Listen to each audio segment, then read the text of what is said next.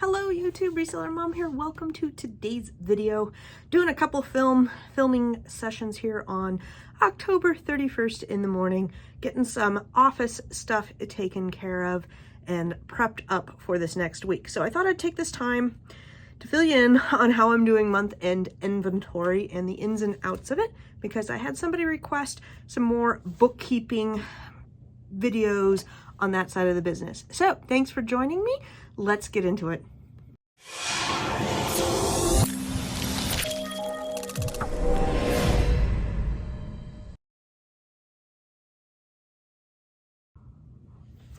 The end of the month is a good time to tidy up a few things in the office.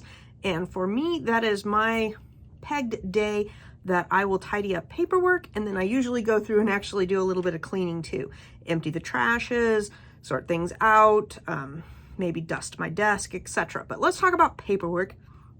I hate talking about paperwork. Paperwork's so boring. It's not fun at all, but I will try my best to make it as exciting as paperwork could be.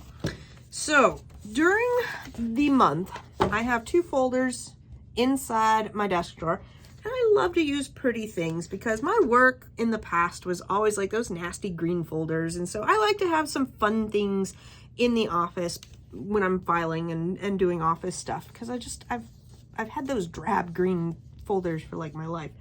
Okay, so I have one folder that I keep all of my eBay packing slips, anything to do with eBay in. I am a paper person. So if you want to do things electronically, great. I have had electronics fail me 10 times more than paper ever has. The only thing that could fail if we had paper is if I had a fire in the house. And really your electronics is probably going to be gone as well, or at least really suffering with a big fire. So I just stick with paper because it's easy and it's not going to go corrupt on me. Okay, then I have a tab for Amazon. And Amazon, that gets any sort of paperwork that comes in for Amazon, those little square slips that you would get with your FBA returns, any sort of printouts that I get from stores that are not wholesale. I do have a wholesale cabinet that's just for my wholesale paperwork, which makes it easier when you're doing IP claims and things like that. But like your basic printouts or packing slips or whatever that you get, a lot of times it just goes into my Amazon folder. For instance, I have a bunch of Bath & Body Works stuff coming this week, and you know Bath & Body Works is going to give you a little packing slip on each one. I stick them into the Amazon folder.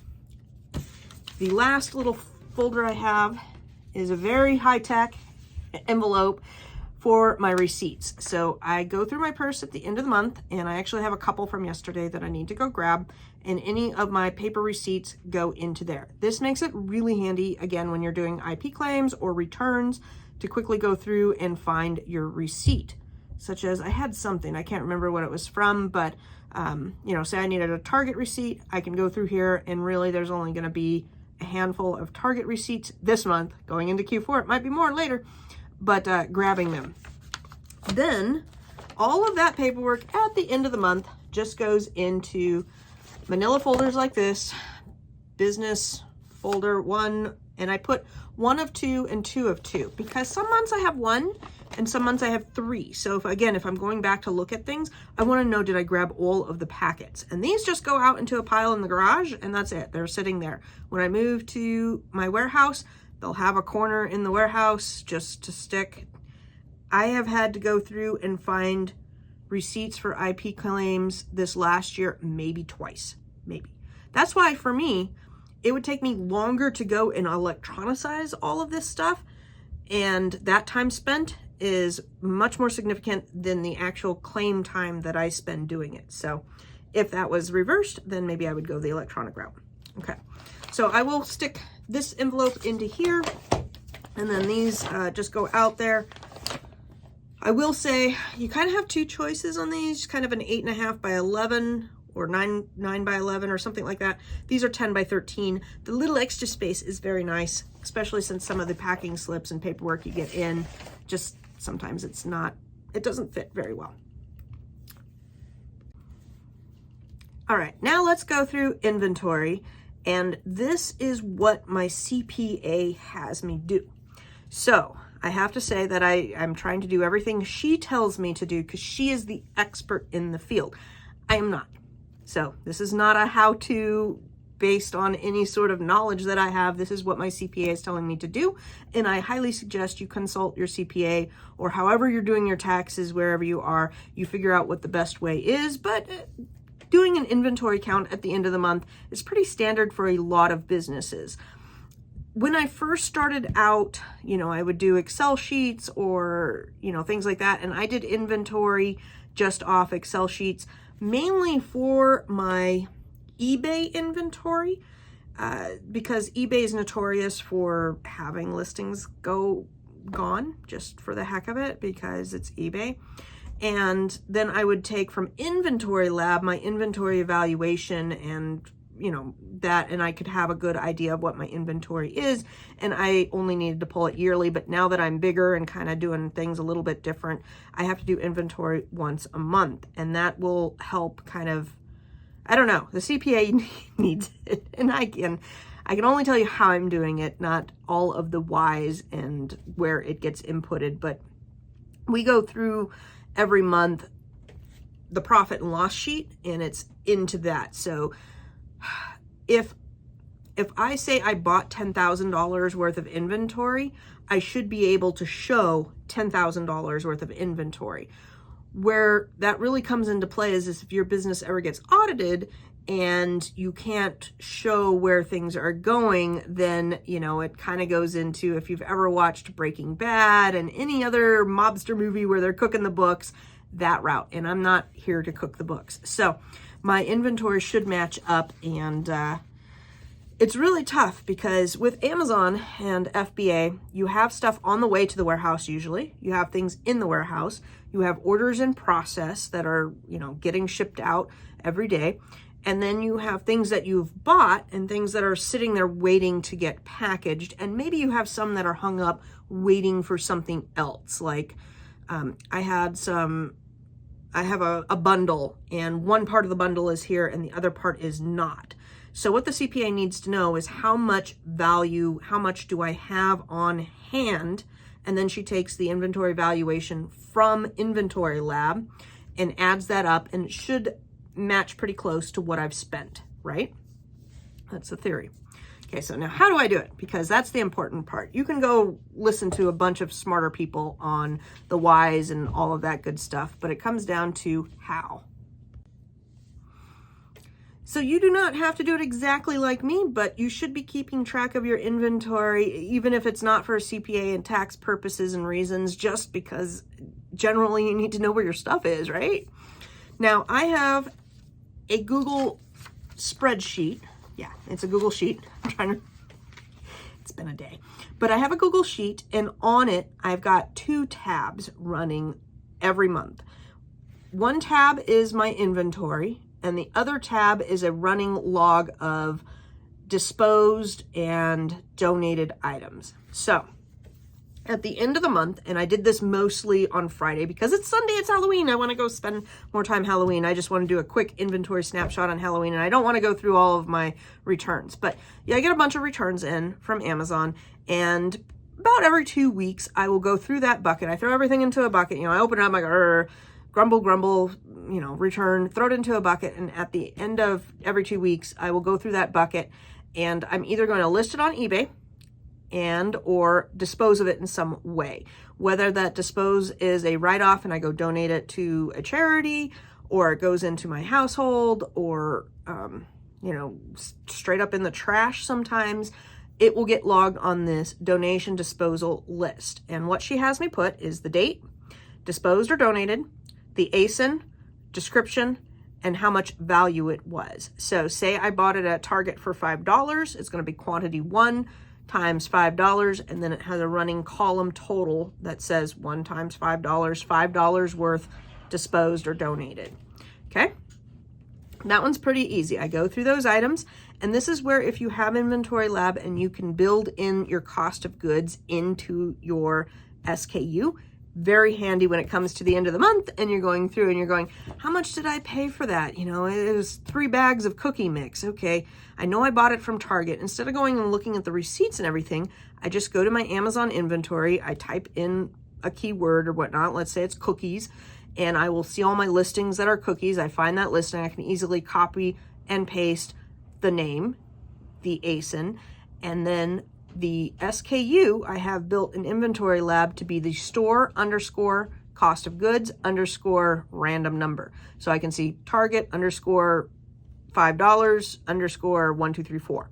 So I can easily do that. And then I have 3 cookie mixes that are too close to expiration date. They got kicked back, whatever. And then I can go, yes, I want to eat some cookies, or no, I'm really trying to diet right now. I'm going to donate these cookie mixes to whatever, the homeless down the street or whatever charity of your choice and whatnot. Or, you know what, if you don't want to do that, you can just put them in the trash or whatnot. It doesn't matter. You can have a lot of different, different options there. Okay, so on this disposal list, that's ongoing for the year. The other tab is my inventory on hand. All of my eBay items are listed out, and I have on the sheet my eBay identifying number, which is, you know, like 8 digits long or something, description, and again, quantity times cost of goods, total value, and then at the end, it is altogether valued up.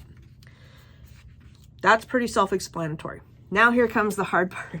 And I'm sorry to get to the hard part last, but it is kind of the last part I do. I keep my inventory for eBay up to speed. When something sells, I go in and I either delete the line or just the quantity. Say I had 3 for sale and 1 sold. Now I put the quantity 2.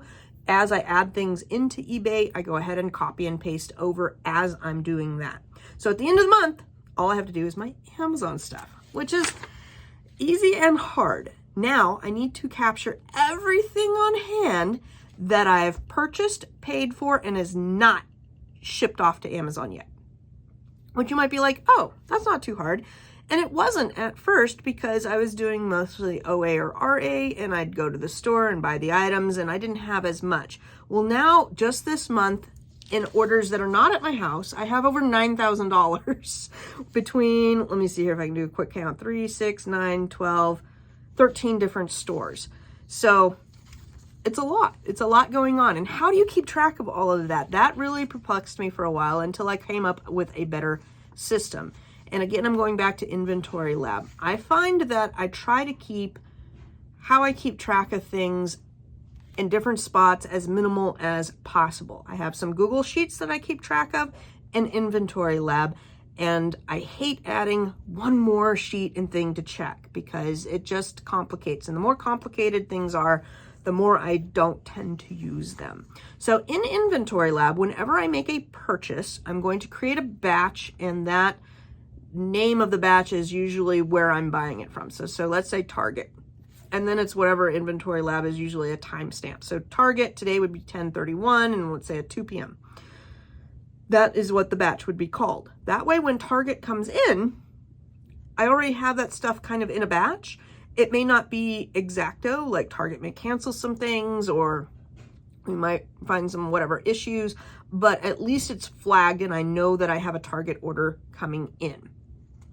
Where it gets a little bit tricky is I have a large Dollar Tree order that I ordered, and most of them are for bundles that are going to be made. So I can't make a batch with that, right? So we've got a hybrid. Do you see why this is not an easy video? Because it's difficult. So this is how I am doing my inventory now. I am going to my purchasing card and my Inventory Lab batches. And from my credit card statement, which you can go online and just go into your credit card, you can see where all your money is being spent, right? I don't like that part. I don't like the spending part. I like the making money part. And I'm going to go through and tally up all of those stores and make sure that at every batch that I have in Inventory Lab is reflected over on my credit card statement for price-wise, and then I can take the complete value that I spent at that store and put it into my Excel sheet. Not Excel, Google Sheet, same thing. Google spreadsheets are very similar to Excel. It doesn't really matter which one you use. Use something so that you don't have to manually calculate things. For the Dollar Tree, it was really easy to go in to dollartree.com and grab the total that I paid for on that, or grab it from my charge card. Then I went through all of my transactions up until it started. I could see like that's shipped in, that shipped in, that shipped in, that shipped in. And I'm just looking for cost of goods. I'm not looking for like my pirate ship invoice, my Sendle invoice, all of that stuff. I'm not doing that because that gets captured somewhere else in the books. That's fine. I'm looking for cost of goods that have not shipped out yet. So in this order today that I pulled and did, I had Dollar Tree for, and I'm going to tell you what I spent just so you get an idea on the scale that I'm at. I had over $1,000 at Dollar Tree. I did a purchase yesterday at Big Lots for $803.09, and that's sitting in the other room over there. So that was really easy to capture and grab. It's not been sent in yet. It's here. Then I have a little over $1,000 at Michael's. I have a wholesale. I have an EE distribution order, which if you're not familiar with them, they get you ungated for toys. I'm ordering some wholesale stuff for Christmas toys. I've got a Walmart order for $900, Victoria's Secrets for over $300, love their stuff. World Market for $265, love World Market. Those are so nice. You drive up and they put it in the trunk and you go. Bath and Body Works, just over $1,000. Chewy, just over $700. Lego.com, Legos for the holidays, $76. Legos, so I love Legos, but they were out of stock about everything this last week. And then 2 other wholesale orders for $800 and $900. Totaling up orders that I have here and or in process, just over $9,000. So you can see that's a huge difference. If that wasn't captured in my inventory, it'd be looking like I have $9,000 of inventory missing. No, it's just in process. It's in process, which is hard to snapshot. That's why I've got to peg like 3 hours or less. I can actually get inventory done in about an hour if I'm not filming and coming up with excuses to not do inventory. In an hour or less, I can pull all these numbers and get things whipped together. Okay, so now what's outside of that I have sitting around? This is what I got to go do after filming. So I'm just showing or grabbing the numbers from last month, and then I'm going to go through and see, is that item still here or did it get sent in? And I got to take a clipboard and my little paper and go out to the garage and see what's still sitting around and or what got shipped in already, and so I can take it off my list. So I have got some items that are waiting, a bundle waiting for another thing. I have got some extra bundly type of items sitting out there that we're kind of upset because what they were bundled with got discontinued, and so now we need to repurpose that inventory. It's not much. We're talking less than $200 and all of that. I've got some candy that is merchant fulfilled. So I, again, take the SKU number versus I have 10 of those items, you know, times 20 because it's a multi-pack, and get that figured out. Actually, I don't need to do that one. Oh, hallelujah. I just remembered that's going to be captured with Inventory Lab. So I can take that off, make sure I don't double dip that one. I did have some candy that was not listed, and I was waiting because I got it in right before, it must have been September 30th, and I was waiting, merchant fulfilling it or going to merchant fulfill it. So that's why it was on there from last month. That candy came in, and then I had a whole bunch of chocolates in the house and stuff. It was good. All right, eBay items that I needed to list last month, I had about 8. Now I have only just 1 line item. I have some CDs. I bought some brand new sealed CDs that I've been getting up on eBay to test if that's a viable source of income that I would want to have somebody do for my business. I'm not really liking it, honestly. So, you know, you try things out and sometimes it works, sometimes it doesn't. Okay, so that's my eBay items that I would need to do and my garage inventory. Then I have my bucket of items of Amazon that I need to list. You can call it a death pile, a profit pile, whatever. It's my pile of issues that I need to address. In those, I had last time, I had one yarn waiting for another yarn to go with it. I had a plush item. I had one case of candy came in that was different expiration dates than the candy that I had shipped out. I had a couple of bras that got returned for FBA that I needed to get reshipped out. And so, you know, I just needed to go back to Amazon. They weren't tried on or tags or anything missing. I had several items that were supposed to be a multi-pack. Say I needed 6 for something and one was leaking. Well, now I only have 5 out of 6. You still need to count those 5 in your inventory and then order one to go with that 6 to get out. Let's see here. Bunch of other just odds and ends. 1 pack of this, 2 packs of that needed to go in, and all of that tallied up to, let's see if I can visually see, I would say about $500. So let's see here. I've got $500 there. The eBay items was about $100. And then we'll say another $200 in other inventory, plus the $9,000 that is coming in. So you can see how it adds up to quite a bit. I have probably at least $10,000 of inventory in the house and on the way to the house this week that is just rotating. So I'm going to take my list out there, do a very good count and see what's going on. And the other part that I did that was kind of nice is I took my Amazon inventory that is in process, that's coming to the house, and I just printed that out so I could put it on the board, because then my packers, when we meet on Monday, my packers know, like, this is what we're expected in and kind of the order we want to pack it at. Some things we pack because they've got a lot of profit to them and I don't want that sitting around here. Sometimes we pack things up because they just are taking up so much space and we need to get them out of the house so we can have some room to work. So I'll have them pack the bigger items first so that then we can work on the smaller items. But having the inventory all kind of in your face, like this is what's on the list of what's coming down the pipeline, is kind of good to go over so they know what's going on and what's coming up. And it's good for me as well, because sometimes things get caught up. My Dollar Tree order, I had about 3-4 things straight up canceled from the order, and I'm pretty upset about that. And then I had about 2 items that were back ordered and should be there next week or still in process for next week. So I showed up at the Dollar Tree yesterday.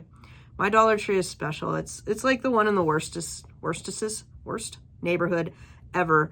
And we were trying to figure out how many cases, and I had 46 cases I was supposed to get. I only wound up getting about 35 cases of items. And then, you know, it was a toss-up.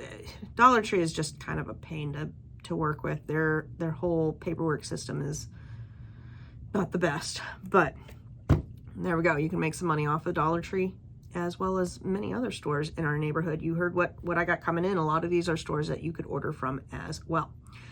All right, so at the end of the day, we're going to wrap up our paperwork, put it into the pile in the garage. I'm going to put these 2 envelopes back into my cupboard. So they're ready to go for the next month. We are all cleared out. Then I'm going to take my inventory sheet here onto a clipboard and a pen and just go through and see a lot of this stuff I cleared out this last month. See if anything's lefting over. It's getting to lunchtime. I'm making up words left and right. See if anything's left over, and if anything's not on the list, pencil it in and then go back to my sheet and enter it all in.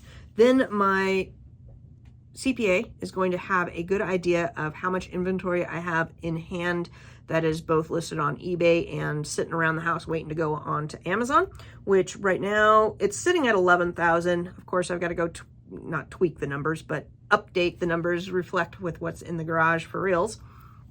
And then I have my inventory valuation I looked at today was about 40,000 at Amazon, which means right now in inventory I have about 51,000 tied up in inventory, which going into Q4, I'm like beefing it up. I'm like pushing as much money as I can into inventory and getting it into the warehouse as quick as possible.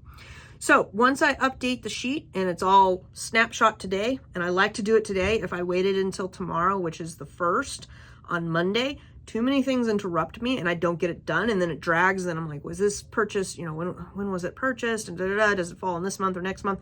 Get her done, snapshot it, and then I copy this tab and just make a duplicate. So I'll make a duplicate for November. Then in November, I can go through and just update everything again. All right.